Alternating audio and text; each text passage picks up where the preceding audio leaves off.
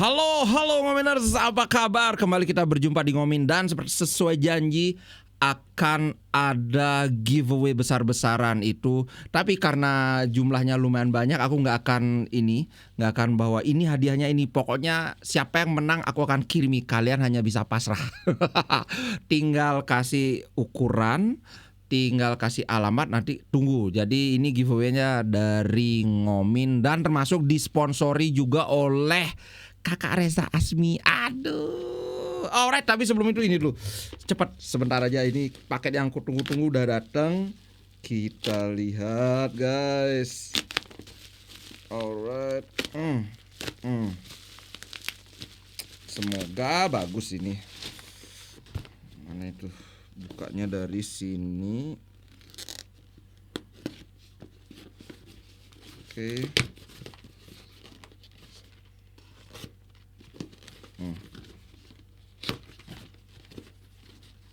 Oke. Wah. Gila. Oakley, guys. Jeng. Wow. Sekarang kita lihat ini apakah Oakley-Oakleyan atau bagus. Kalau dari ininya sih oke nih. Kalau dari dari feel-nya, anjir keren. Wih. Wow.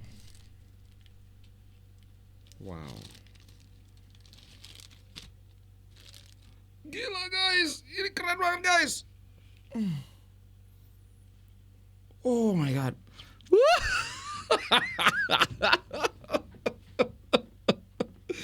Wih, ini keren. Alright, nah langsung aja sekarang aku pakai aja langsung. Alright, giveaway-nya adalah seperti biasa. Kalau kawan-kawan sudah lama nongkrong di sini itu gampang banget. Akan ada 5 giveaway, baik member maupun non-member. Oke, caranya gampang. Kawan-kawan tinggal berkomentar di bawah ini, nanti aku pilih secara random, termasuk 4 secara random ya, 4 secara random. 1 aku pilih komen yang paling aku suka. Berarti 4 random, 1 komen yang paling aku suka. Itu benar-benar subjektif, suka-sukaku, nggak boleh komplain. Oke, itu udah 5. Kemudian 5 giveaway khusus member. Semua member dari Godfather, Platinum, Gold, semua member langsung dapat giveaway. Bukan, diundi 5 untuk mendapatkan giveaway. Jadi itu total 10 giveaway. Kemudian di balik layar buat member Godfather dapat giveaway juga. Thank you very much. Jadi gampang banget ya. 5 giveaway, silakan komentar di sini, langsung begitu komentar langsung masuk di undian. Kemudian 5 untuk member, nggak perlu ngapa-ngapain. Kalau kawan-kawan sudah tercatat sebagai member, langsung masuk undian. Kemudian Godfather pisah sendiri nanti giveaway-nya. Oke, that's it. Nah, sekarang kita akan bahas soal pelatih kita. Kemarin ketika live itu, maunya aku live di Ngomlar, aduh sambil nungguin pelatih, aku live di Ngomin, terus live reaction. Habis live reaction udah sama terus live sampai jam 1, akhirnya sampai setengah 2 aku live. Dan sambil nunggu pengumuman pelatih baru Inter.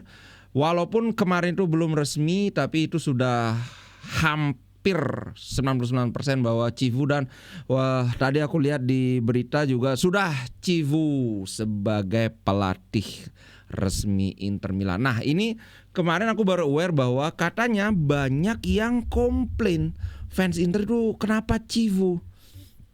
Bahkan aku sampai kesel. Tadi itu aku lihat satu channel Inter ya, channelnya masih belum banyak ininya. Itu dia bilang bahwa kita dikhianati, kita dibeginikan. Aku nggak akan mau lagi begadang nonton Inter karena setelah aku gini ternyata dia di Australia ininya. Jadi ya antara Australia dan Italia sama kayak kita harus begadang kalau mau nonton Inter kan. Waduh, ini sikap senada muncul ketika Inzaghi menggantikan Conte. Bahkan si orang tadi itu juga bilang bahwa wah, Inzaghi kita dari Conte kemudian Inzaghi sekarang turun derajat lagi menjadi Civu. Padahal menurutku sih Conte digantikan oleh Inzaghi. Kalau kita lihat dari segi reputasi harus diakui bahwa memang ketika itu Conte lebih bagus dari Inzaghi. But sejarah mencatat bahwa Inzaghi 4 musim di Inter dia memberikan 6 trofi termasuk 1 Scudetto, 2 final Liga Champion. Yang mana Conte di Inter dia cuma kasih 1 Scudetto, bahkan musim pertama itu 0 gelar. Tidak pernah lolos dari penyisihan grup Liga Champion. Jadi ya bagiku pribadi susah bilang bahwa Conte lebih bagus dari Inzaghi.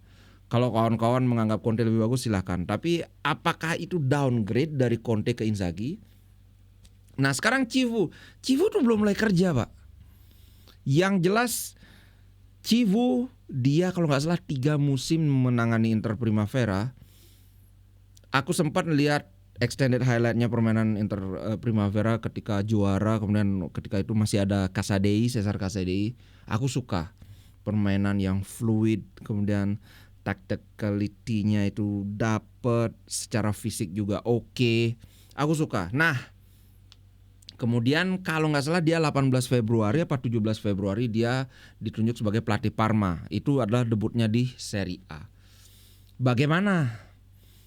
Kalau yang aku lihat Parma di tangan Civu itu berkutat pada defensive solidity, kemudian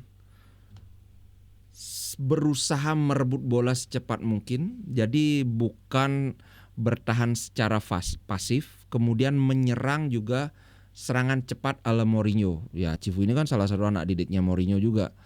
Nah justru kalau kita lihat formasinya mungkin sama ya, 3 back, Conte 3 back, Inzaghi 3 back, Civu juga 3 back. Tapi kalau pada Conte dan Inzaghi itu sama-sama 3-5-2, cuman pada Civu itu lebih ke 3-1-4-2. Nah, kalau dibilang mirip-miripan menurutku ya lebih mirip ke arah Conte permainan Civu. Tapi menurutku ini besar kemungkinan karena dia megang Parma. Parma itu kan klub papan bawah. Dari segi kualitas pemain ya tidak sama dengan Inter Milan kan. Itu kualitas pemain. Kemudian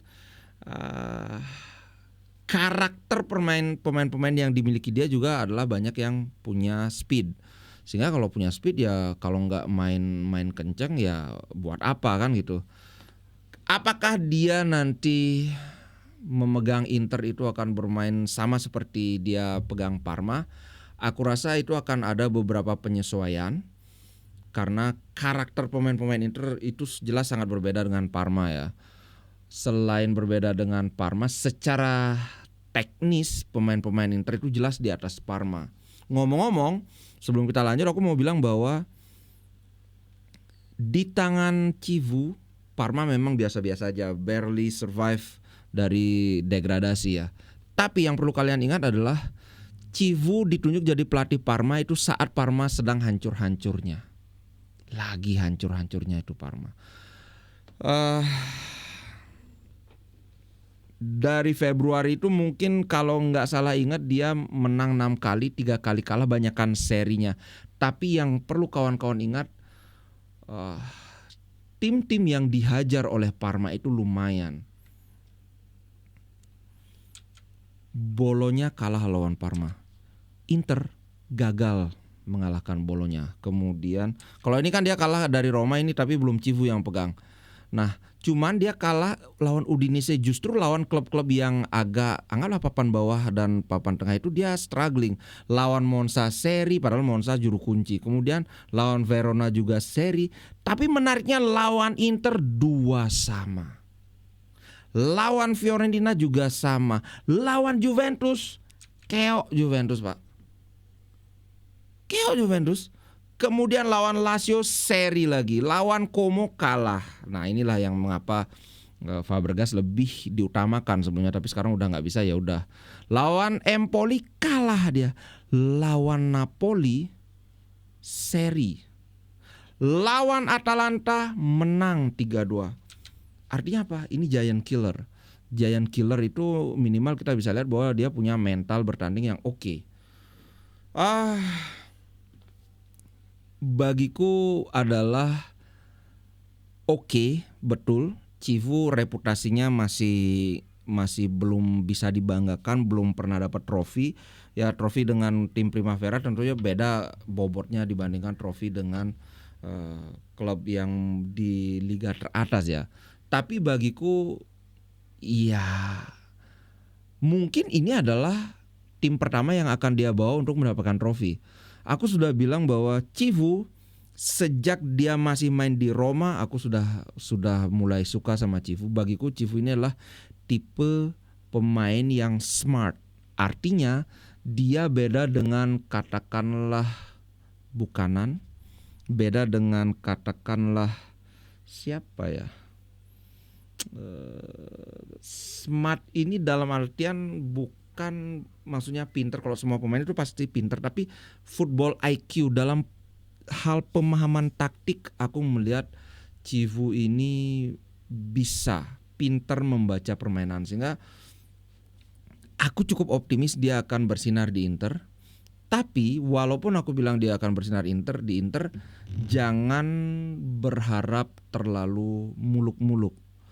Ini adalah pelatih baru, Inter baru saja mentalnya lagi hancur habis dihajar 5-0. Bersiap-siap untuk kita zero tituli di musim pertama Chivu. Tapi aku sama dengan Fabregas, aku tertarik dengan proyek dia. Kalau Parma ya, kalau cara bermain Parma aku sudah bilang, pertama bertahan secara solid, kedua melakukan pressing itu dengan sangat ketat. Kalau kawan-kawan lihat deh permainan Parma itu, bahkan ketika kalah pun pemain-pemain Parma itu ngototnya itu kelihatan banget. Jadi aku agak ingat Torino di era Zurich. Mereka bermain dengan fisik banget. Pokoknya ya udah kalah teknik kita genjot adu fisik kayak gitu. Nah kemungkinan ya di Inter kita punya beberapa pemain yang secara fisik oke. Katakanlah Barella, kemudian Dumfries, kemudian Mkhitaryan memang sprintnya nggak terlalu, tapi larinya itu dia bisa terus-terusan lari selama 90 menit. Kemudian Pavard ada juga bagus. Bastoni mungkin secara fisik tidak terlalu imposing, tidak terlalu gablak, bukan begitu ya. Tapi aku rasa kalau mau diajak main fisik pun bisa. Tapi aku yakin pelatih sekelas Chivu walaupun dia masih katakanlah masih hijau, dia akan bisa memperhatikan kecocokan karakter pemain dengan gaya bermain yang akan diterapkan nanti. Kalau kawan-kawan bagaimana? Terus terang aku cukup excited. Yang bagiku sangat membedakan antara formasi Chivu dengan formasi Inzaghi itu adalah kalau Inzaghi itu pakai 3-5-2 di mana 3 gelandang tengah itu sejajar. Sehingga kalau kita lihat sejajar itu artinya antara Barella, Miki dan Hakan itu secara teori mereka bisa saling menggantikan, bisa benar-benar berputar. Tapi dalam Chivu aku akan perlihatkan ini ya, misalnya ini pada saat lawan Inter ya. Chivu itu justru nah ini mereka pakai 3-5-2 bukan yang ini yang 3-1-4-2 itu kayak pada saat lawan Napoli ya 3-1-4-2. Nah ini 3-1-4-2 ini adalah gelandang bertahan yang diletakkan di antara pemain tengah dan pemain belakang. Ketika aku lihat highlight itu yang kelihatan kan pada saat ngegol aja, ketika golnya aku lihat ya sebagian besar gol-gol Parma itu didapatkan dengan serangan yang cepat, entah itu serangan balik atau mirip dengan skema Inzaghi dari belakang langsung terupas ke depan atau bola lambung ke depan kemudian adu lari kayak gitu. Dengan 3-1-4-2 ini yang aku susah membaca adalah peran gelandang bertahannya si Keita di sini. Apakah Chivu memainkan gelandang bertahan itu seperti Cambiaso atau seperti Brozovic atau seperti Hakan? Maksudnya gelandang bertahan menjadi deep lying playmaker yang menjadi motor serangan tim. Nah ini aku belum bisa membaca. Jadi kita mungkin akan melihat pada saat pertandingan lawan Monterrey. Ah, ya karena beda kalau 3-1-4-2 dengan 3-5-2 itu jelas mereka bisa muter-muter segala macam. Cuman pada kasus Inzaghi lebih ini lagi, muter-muternya itu bisa 3 gelandang itu jadi center back semua. Nah, center back itu yang nanti dipecah, ada yang maju ke posisi tengah, ada yang melebar ke sayap. Kemudian wing backnya Di Marco justru menusuk ke tengah kayak begitu. Itu kan sudah biasa kita lihat, sudah biasa kita tonton. Kalau Civu terus terang aku belum ini sekali. Tapi yang jelas adalah permainan Civu di Parma dengan permainan ketika dia pegang Primavera itu beda. Kalau di Primavera dia mengkombinasikan physicality, permainan fisik, adu lari, adu bola lambung itu dengan organisasi permainan yang memanfaatkan umpan-umpan pendek dengan adu teknik lah. Kalau di Parma aku tidak terlalu melihat dia mengedepankan permainan teknik dari para pemainnya. Lebih ke adu lari, press sekuat tenaga. So far makanya aku bilang ini lebih mirip ke arah Conte.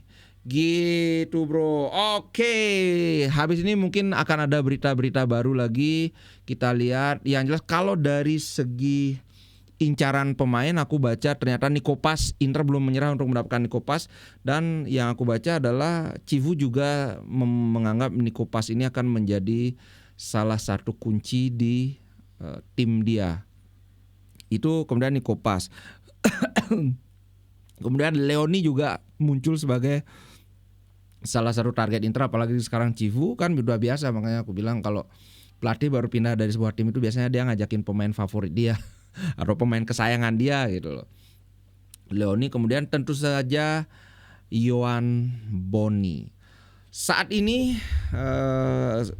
awalnya kan kita disuguhkan berita bahwa Yohan Boni itu menjadi top target Inter Milan. Tapi kemudian ketika Ausilio ke London, yang aku baca itulah target utama Inter saat ini adalah Højlund. Kemudian setelah Højlund barulah Yohan Boni. Tidak menutup kemungkinan dua-duanya diambil. Kalau Jonathan David itu semakin sepi beritanya. Aku kayaknya udah pesimis deh. Juventus sama Napoli yang sepertinya masih gigih untuk berusaha mendapatkan si Jonathan David. Which is aku enggak terlalu ini. Jonathan David jelas bagus. Tapi dengan gaji dia minta 10 juta menurutku itu belum pantas. Buktikan dulu di Serie A, oke 10 juta. Apalagi dia minta bonus gede, gaji gede, tapi dia minta release clause kecil. Release clause itu kalau nggak salah dia minta 40 atau 50 juta. Release clause itu artinya kalau ada klub lain yang bersedia membayar 40 juta atau 50 juta, Inter nggak bisa menghalangi. Jadi tinggal klub itu nego dengan sang pemain.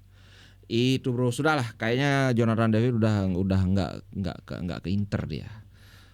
Højlund, Yohan Boni. Buat kawan-kawan yang mungkin Højlund nggak apa-apa, tapi walaupun MU ngebayar 70 juta itu kemahalan, tapi Højlund ini striker bagus. Bukan striker yang tipe bisa jadi pencetak gol terbanyak, tapi di skema Inzaghi aku yakin dia masuk banget. Dia bisa menjadi tower di depan, memantulkan bola ke belakang dengan Lautaro yang terserah mau kemana, mau ke sayap, mau jemput bola ke bawah.